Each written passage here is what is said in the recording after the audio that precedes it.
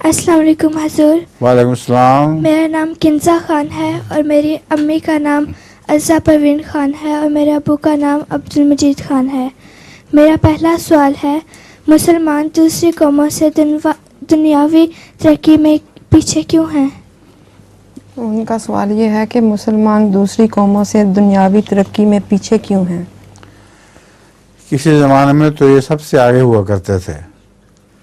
اب انہوں نے نہ ان کا دین رہا ہے باقی، نہ دنیا باقی رہی ہے.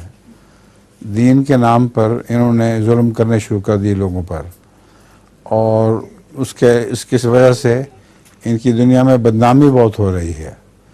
اور جو سائنس کی ترقی کرتے تھے کسی زمانے میں، وہ چھوڑ بیٹھے ہیں.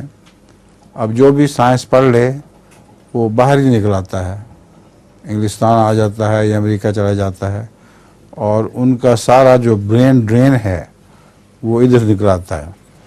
تو پیچھے کچھ بھی نہیں رہا ترقی کرنے کے لیے. جزاک اللہ.